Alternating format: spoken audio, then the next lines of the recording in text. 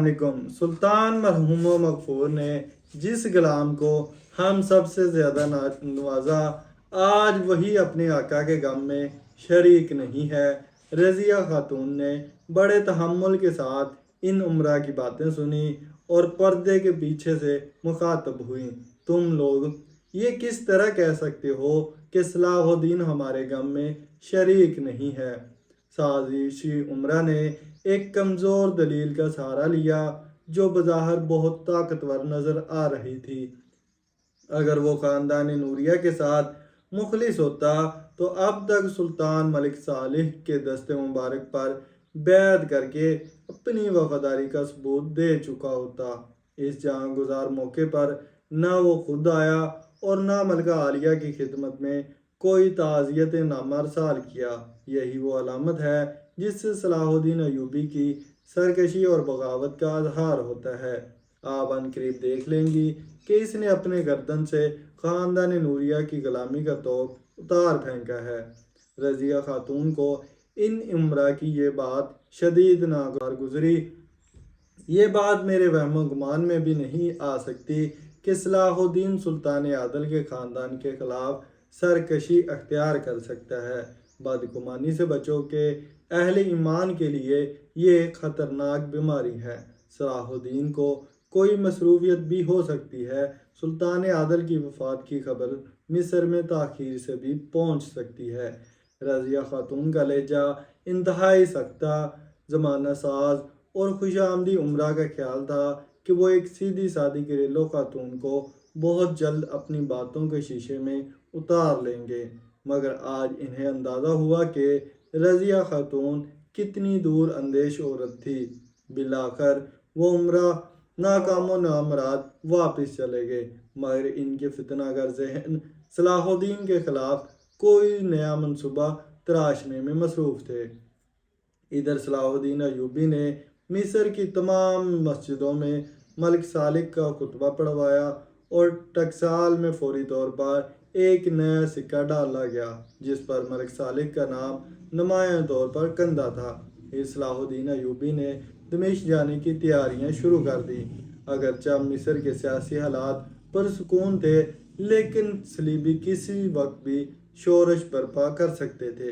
इसी ख्याल से सलार अब्दुल्ला करशी और अमीर इज़्ज़ुद्दीन ने सलाहुद्दीन अयूबी को मशवरा देते हुए कहा, अगर आप मुनासिब समझें तो किसी नुमाइंदे के हाथ सुल्तान मलिक सालिक के नाम ताज़ियत नामा अरसाल कर दीजिए। हमारे नज़दीक इस वक्त आपका मिस्र छोड़ना मुनासिब नहीं है, ये मैं जानता हूँ। सलाहुद्दीन अयूबी ने नहायत गमज़दा लहजे में कहा, मगर फिर भी मेरा जाना नहायत ज़रूरी है। मेरे आका के ख़ानदान पर रंजो आलम का जो पहाड़ टूटा है, इसका अंदाज़ा यहाँ बैठकर नहीं किया जा सकता। मैं इनके दुख को कम नहीं कर सकता, लेकिन कम से कम अपनी मौजूदगी तो ज़ाहिर कर सकता हूँ। ताज़ियत नामा अरसाल करना तो एक आम सी रस्म है और सुल्तान आदल मुझे अपने ख्वास में भी सर फरिस्त रखते थे। अगर ये वक्त गुजर गया तो मैं ज़िंदगी भर अपनी अदम शिरकत का कोई उज़र पेश नहीं कर सकूँगा। हो सकता है कि दमिश्क और शाम के लोग मेरे इस अमल को एहसान फरामोशी से ताबीर करें और मैं इस तानाज़नी के साथ ज़िंदा रहना नहीं चाहता। ये कहते कहते इसकी आंखों में आंसू आ गए थे। फिर सलाहुद्दीन अयूबी ने मिस्र का इंतज़ाम आर्जी तौर पर अपने बड़े भाई शमसुल दौला तुरान शाह के सुपुर्द किया और खुफिया तौर पर सलार अब्दुल्ला करशी और अमीर इज़्ज़ुद्दीन को सख्ती के साथ हदायत कर दी, किसी भी कानून शिकन को माफ़ ना करना, चाहे वो मेरा बड़ा भाई ही क्यों ना हो। सलाहुद्दीन अयूबी का इशारा इस बात की तरफ था कि अगर तुरान शाह की नीयत में फतूर आ जाए तो उसके साथ भी आम बागियों जैसा सलूक किया जाए। फिर सलाहुद्दीन अयूबी एक फ़ौजी दस्ते के साथ बरक रफ्तारी के अंदाज में दमिश्क पहुंचा। सलाहुद्दीन ने अपने इस सफ़र को बहुत खुफिया रखा था। फिर जब वो कसर खिलाफत में दाखिल हुआ तो हर शख्स इसकी आमद पर हैरान रह गया। जो उमरा सुल्तान नूरुद्दीन जंगी से मुखलिस थे, वो सलाहुद्दीन को कसर खिलाफत में देखकर बहुत खुश हुए और जो साजिशी उमरा رضیہ خاتون کے سامنے صلاح الدین ایوبی کو سرکش و غدار ثابت کرنے کی کوشش کر رہے تھے۔ ان کے دل آتش حسد سے جل اٹھے تھے اور چہرے مسخک ہو کر رہ گئے تھے۔ صلاح الدین ایوبی کسی سے بات کیے بغیر سیدھا حرم سرا میں پہنچا، جہاں رضیہ خاتون عدت کے دن گزار رہی تھی۔ صلاح الدین سلطان عادل کے گھر کے فرد کی طرح تھا۔ رضیہ خاتون اس سے پردہ نہیں کرتی تھی۔ صلاح الدین ایک بیٹے کی طرح گھٹنوں کے بال ان کے سامنے جھک گیا اور زار و قطار رونے لگا۔ رضیہ خاتون نے معذرانہ شفقت کے ساتھ اس کے سر پر ہاتھ رکھ دیا اور خود بھی رونے لگ گئیں۔ مجھے یقین تھا کہ تم ضرور آؤ گے۔ پھر دوسرا دن عجیب منظر تھا جب 11 سالہ سلطان ملک صالح دربار میں داخل ہوا۔ اس کے پیچھے صلاح الدین ایوبی تھا اور بعد میں دوسرے عمرہ۔ صلاح الدین نے خم ہو کر ملک صالح کو تخت پر بیٹھنے کا اشارہ کیا۔ جب ملک صالح تخت پر بیٹھ گیا تو صلاح الدین نے دائیں جانب دابستہ بستہ کھڑے ہو کر حاضرین دربار سے مخاطب کیا۔ اس کے آنسو بہہ رہے تھے اور آواز شدت جذبات سے بھری ہوئی تھی۔ آج ہم اہل درد کے لیے یہ سب سے زیادہ جاں گزاری گھڑی ہے کہ سلطان عادل ہمارے درمیان موجود نہیں، مگر پھر بھی یہ مقام شکر ہے کہ ہم آقا زادے سلطان ملک صالح کی شکل میں اپنے مرحوم آقا کو دیکھ رہے ہیں۔ حق کے تعالیٰ سے میری دعا ہے کہ آقا کی یہ نشانی تا دیر سلامت رہے اور پرچم نوری کے سائے میں تمام ملت اسلامیہ متحد ہو جائے۔ یہ کہہ کر صلاح الدین ایوبی کچھ دیر کے لیے خاموش ہو گیا۔ پورے دربار پر گہرا سکوت طاری تھا۔ سلطان مرحوم کے وفادار زار و قطار رو رہے تھے۔ مختصر سی خاموشی کے بعد صلاح الدین ایوبی کی پرجلال آواز دوبارہ گونجنے لگی۔ بادشاہ اچھی زمین میں اچھے پھل کے لیے بیج بوتے ہیں۔ اللہ سے ڈرتے رہو اور اپنی صفوں میں کسی قسم کے اختلاف کو داخل نہ ہونے دو کہ دشمن اس سے فائدہ اٹھائے اور وہ نعمتیں جو زمانے نے عاجز ہو کر ان کے حقداروں تک پہنچائی تھی ان سے چھن جائے۔ تم سیسا پلائی دوار ہو اور ایک دوسرے کے لیے دست و بازو بن جاؤ۔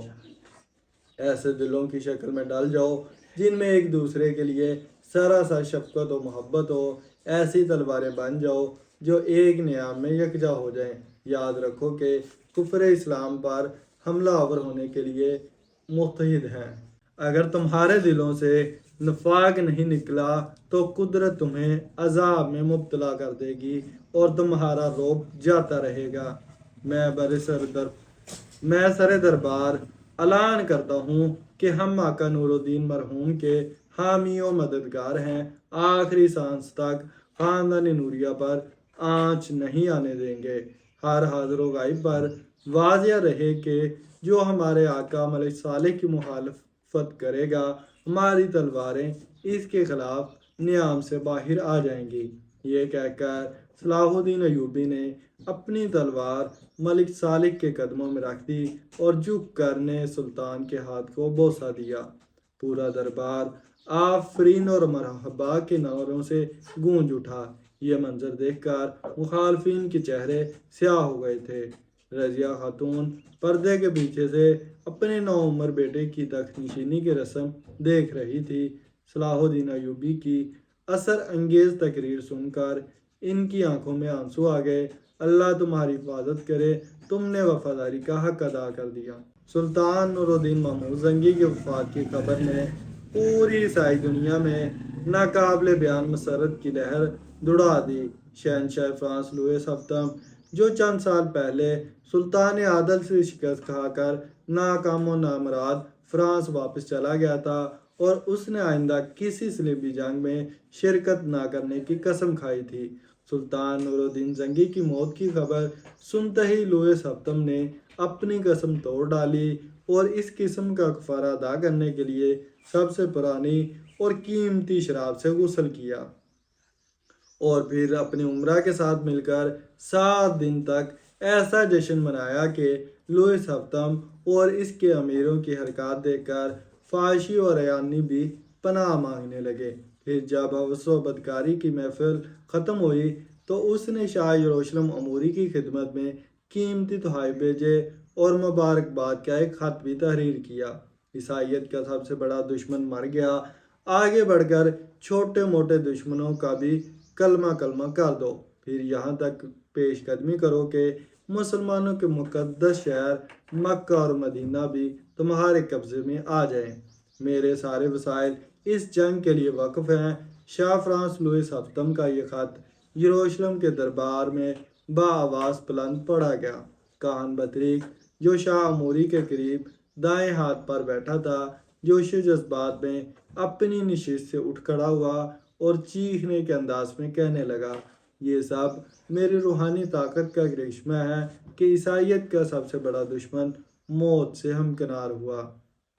شاہ یروشلم نے بڑے دربار میں کاہن بطریق کی روحانی طاقت کا اعتراف کیا، قیمتی انعامات سے نوازا اور ساتھ ہی یہ مطالبہ بھی کر دیا کہ سلطان نور الدین زنگی کی طرح صلاح الدین ایوبی کو بھی ہلاک کر دیا جائے تاکہ ہمارے راستے کا آخری پتھر بھی ختم ہو جائے۔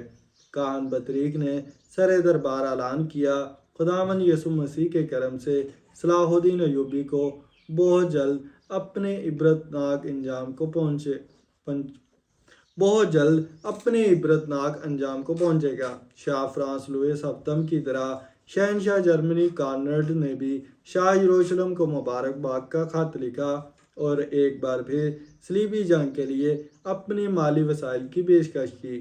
انگلستان کی اوباش ملکہ ایلس کی خوشی بھی ناقابل بیان تھی، کیونکہ اس نے بھی دوسری صلیبی جنگ میں سلطان نور الدین زنگی کے ہاتھوں بدترین شکست کھائی تھی۔ اب اس کا بیٹا رچرڈ 10 سال کا ہو گیا تھا۔ ملکہ ایلس اپنی نگرانی میں اسے جنگی تربیت دے رہی ہے۔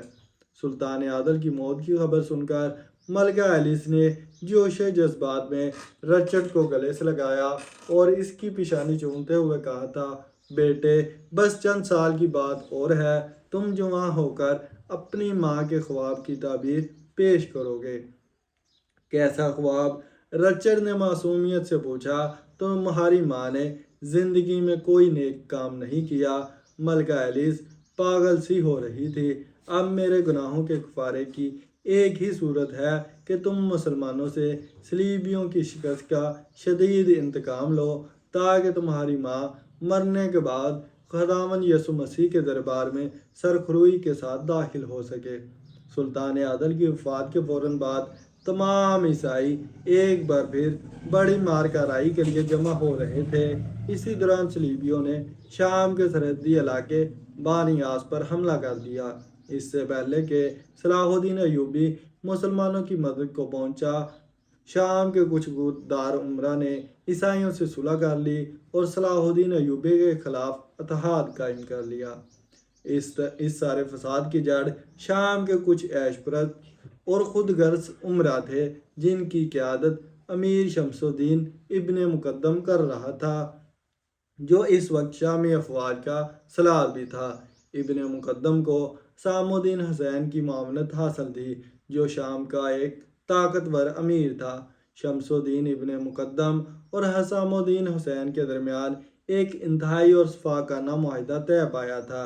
پہلے صلاح الدین ایوبی سے نجات حاصل کرنا، پھر سلطان نور الدین زنگی کی بیوہ رضیہ خاتون، بیٹی شمس النساء اور 11 سالہ بیٹے کو قتل کر کے شام اور دمشق پر مکمل قبضہ کر لینا۔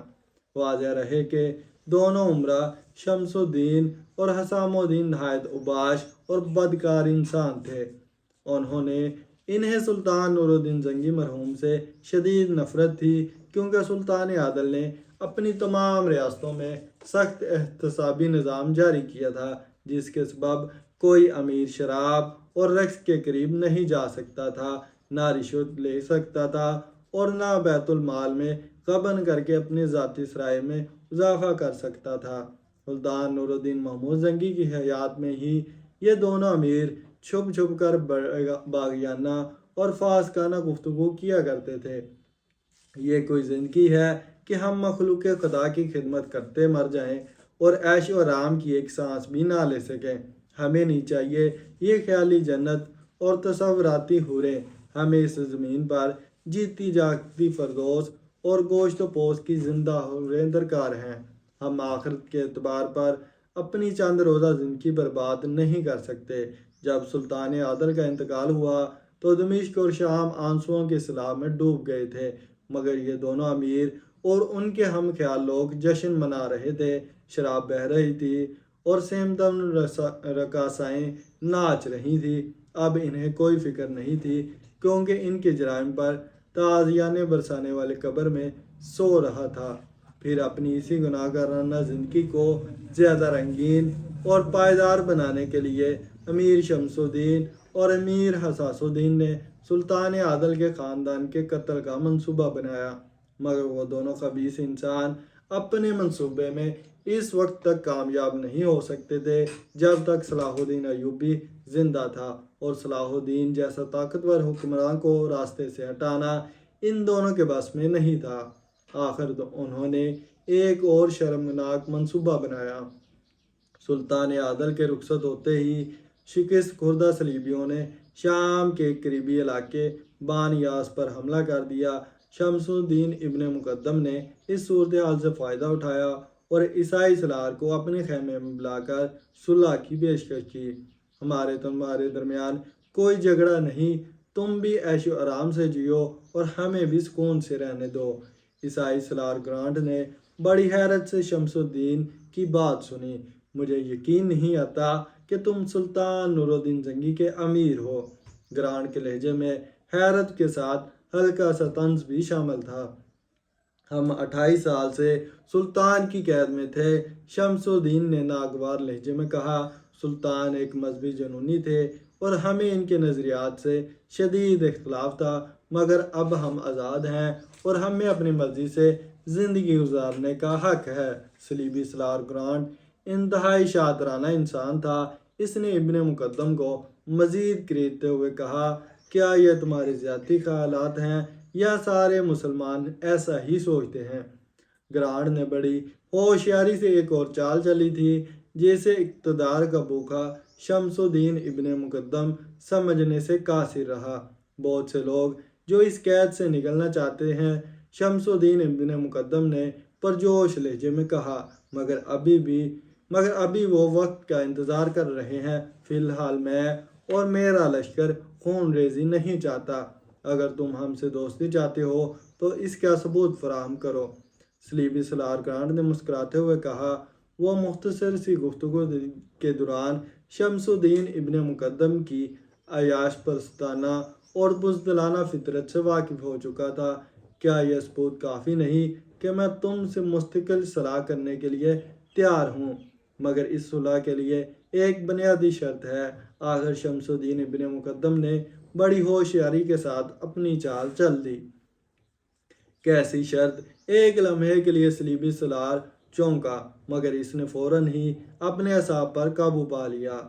سلطان مرحوم کے سارے غلام اپنی پیروں کی زنجیروں اور گردنوں کی توق کاٹ دینا چاہتے ہیں، مگر ایک شخص ایسا ہے جو آخری سانس تک سلطان ہی کا غلام رہنا چاہتا ہے۔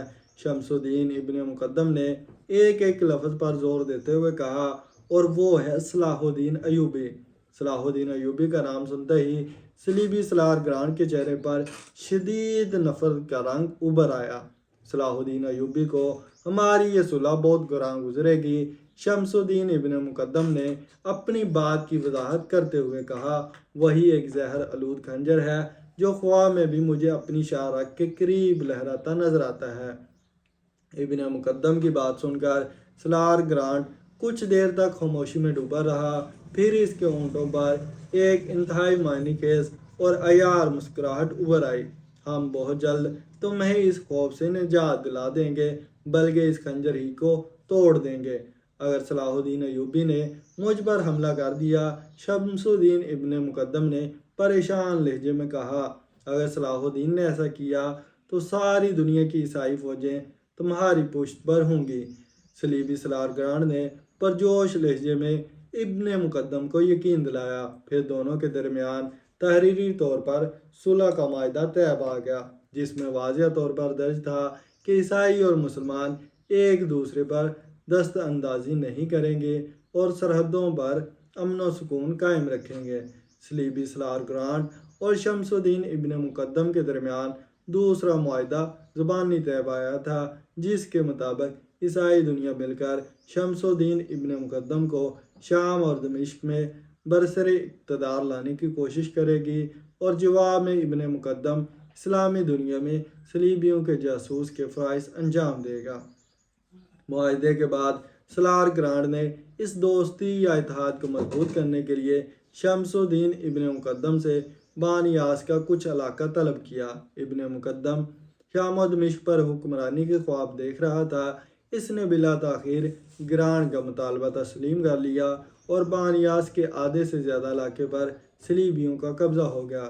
اس کے بعد سالار گرانٹ نے آخری چال چلی، جو بظاہر سیدھی سادی تھی مگر حقیقتاً ٹیڑھی تھی، جسے ابن مقدم سمجھ ہی نہیں سکا۔ سلطان نور الدین زنگی کے وفات سے چند ماہ پہلے عیسائیوں نے ایک بار پھر شورش برپا کی تھی اور ایک رومی شہزادے کی قیادت میں حران کے نواحی علاقے پر حملہ کر دیا تھا۔ یہ صلیبی فوج منتخب شاہسواروں پر مشتمل تھی۔ اس کا لشکر ایک ایک سپاہی اسلام دشمنی میں اندھا ہو رہا تھا۔ سلطان نور الدین زنگی نے خبر ملتے ہی پوری طاقت سے حران پر حملہ کیا۔ شام تک خون ریز جنگ ہوتی رہی۔ آخر صلیبیوں کو شکست ہوئی اور ہزاروں سپاہی قیدی بنا لیے گئے۔ سلطان عادل نے ان عیسائی قیدیوں کو تبرہ کے قید خانے میں ڈال دیا تھا۔ رومی شہزادے نے ان سپاہیوں کی رہائی کے سلسلے میں سلطان نور الدین زنگی کو لاکھوں دینار فدیہ دینے کی پیشکش کی تھی۔ جواب میں سلطان عادل نے رومی شہزادے کو انتہائی سخت الفاظ میں خط تحریر کیا تھا۔ یہ وہ قیدی ہیں جنہوں نے بے گناہ، مجبور اور کمزور مسلمانوں کا قتل عام کیا ہے۔ اگر ان کے بدلے میں تم ساری دنیا کی دولت بھی دے دو تو میں ان کے پیروں کی زنجیریں نہیں کاٹوں گا۔ صلیبی سالار گرانٹ نے انہی عیسائی قیدیوں کی رہائی کا مطالبہ کیا تھا۔ شمس الدین ابن مقدم کو اندازہ ہی نہیں تھا کہ یہ صلیبی قیدی کتنے خونخوار اور اسلام دشمن ہیں۔ اس نے سالار گرانٹ کو خوش کرنے کے لیے یہ مطالبہ بھی منظور کر لیا اور خون شام بیڑیوں کو دوبارہ مسلمانوں کا گوشت کھانے کے لیے چھوڑ دیا۔ یہ تھی اس پاک معاہدے کی تفصیلات جو صلیبی سالار اور شاہ امیر ابن مقدم کے درمیان طے پایا تھا۔ اس تکلیف دہ خبر کو سن کر صلاح الدین ایوبی آدھے راستے سے مصر کی طرف لوٹ گیا۔ پھر وہ مصر کے قاضی امام شرف الدین کی خدمت میں حاضر ہوا۔ یہ وہی امام شرف الدین ہے جو اس وقت اسلامی دنیا کے سب سے بڑے عالم اور انتہائی عابد و زاہد انسان تھے۔ سلطان نور الدین زنگی بھی ان کے احترام میں تخت سے نیچے اتر آتے تھے اور اس وقت تک تخت پر نہیں بیٹھتے تھے جب تک امام صاحب تشریف فرما نہیں ہوتے تھے۔ جب صلاح الدین ایوبی نے خلیفہ عادت کے اقتدار کا خاتمہ کر کے عباسی خلیفہ کا خطبہ پڑھوایا تو سلطان نور الدین محمود زنگی نے امام شرف الدین سے بڑے عاجزانہ لہجے میں درخواست کی تھی کہ وہ مصر کا منصب قضا قبول فرما لیں اور اس علاقے کو بدعقیدہ لوگوں سے صاف کر دیں۔ صلاح الدین ایوبی نے امام شرف الدین کی رہنمائی میں مصر کے طویل و عریض قید خانے کو مدرسہ شافیہ اور مشروط عشرت قدے دارالغزل کو مدرسہ مالکیہ میں تبدیل کر دیا تھا۔ ابھی سلطان عادل کا کفن بھی میلا نہیں ہوا ہے کہ ملت اسلامیہ کی بنیادوں میں گہرے شدائد پڑنے شروع ہو گئے ہیں۔ صلاح الدین ایوبی امام شرف الدین کے سامنے دستہ بستہ بیٹھا تھا اور اس کی آنکھوں سے آنسو جاری تھی۔ شامیوں اور عیسائیوں کی صلح کا ایک ہی مطلب ہے کہ شام اور مصر الگ الگ ہو جائیں۔ تمام اسلامی ریاستوں اور صلیبیوں کے درمیان ایک ہی جھگڑا ہے، پھر دوسری ریاستوں کو اس معاہدے میں شامل کیوں نہیں کیا گیا؟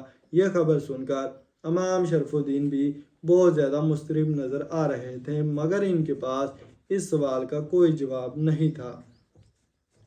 آپ ہی ہم سب کے درمیان ایک محترم ہستی ہیں۔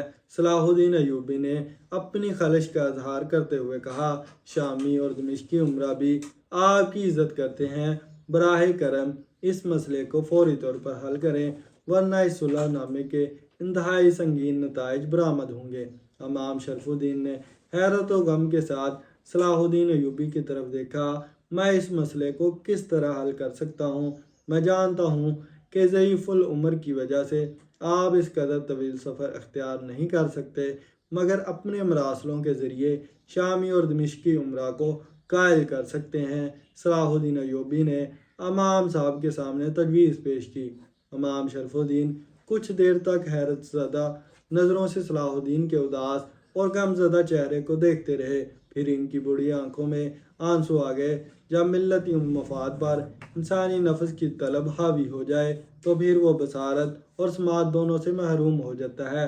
ایسے بد نصیبوں پر تحریر و تقریر کوئی اثر نہیں کرتی، ان کا علاج بس شمشیر ہی کر سکتی ہے، اور میرے بوڑھے ہاتھ تو صحیح طور پر قلم بھی نہیں پکڑ سکتے۔ یہ کہتے کہتے امام شرف الدین کی اشک ریزی میں اضافہ ہو گیا تھا۔ عجیب صورتحال تھی۔ صلاح الدین ایوبی تو خود اس پریشان کن صورتحال سے نجات پانے کے لیے امام شرف الدین کی خدمت میں حاضر ہوا تھا، مگر جب امام صاحب کو اپنے سے بھی زیادہ اداس پایا تو خود انہیں تسلیاں دینے لگا۔ میرے بازو بھی آپ ہی کے بازو ہیں، صلاح الدین ایوبی نے نہایت عقیدت مندانہ لہجے میں کہا، اور حق تعالیٰ ابھی ان میں اور بفضل حق تعالیٰ ابھی ان میں شمشیر اٹھانے کی طاقت موجود ہے۔ اللہ تعالیٰ تادیرین بازوؤں کو توانا رکھے۔ امام شرف الدین نے دعا دیتے ہوئے کہا، سلطان عادل بھی تمہیں اپنا دست بازو سمجھتے تھے، اس لیے ساری ذمہ داری بھی تم ہی پر عائد ہوتی ہے۔ اگر اس وقت تم نے خاموشی اختیار کی تو ہوس پرستوں کی پرشور آوازیں فضا پر چھا جائیں گے، پھر شاید تم دمشق اور شام کی رعایا کو اپنی بات نہ سمجھا سکو۔ صلاح الدین ایوبی نے امام شرف الدین کی بات کا مفہوم سمجھ لیا تھا، مگر پھر بھی ہچکچاتے ہوئے بولا، شیخ میں آپس کی خون ریزی سے بہت ڈرتا ہوں۔ خون فاسد تو جسم سے نکالنا ہی پڑے گا، ورنہ ایک دن سارا بدن سڑ جائے گا۔ امام شرف الدین نے اداس لہجے میں کہا، پہلے فہم و فراست اور تدبر سے کام لے کر سمجھاؤ اور اہتمام حجت کر ڈالو۔ اگر کوئی منطقی دلیل کام نہ کرے تو پھر شمشیر کی زبان میں بات کرو۔ میری دعائیں تمہارے ساتھ ہیں۔ السلام علیکم دوستو، میں محمد اسد اور آپ دیکھ رہے ہیں ہمارا یوٹیوب چینل۔ امید کرتا ہوں کہ آج کی ویڈیو آپ کو پسند آئی ہوگی۔ ویڈیو پسند آنے کی صورت میں اسے لائک کریں، دوستوں کے ساتھ شیئر کریں۔ انشاءاللہ بہت جلد حاضر ہوں گے ایک نئی ویڈیو کے ساتھ، تب تک کے لیے اللہ حافظ۔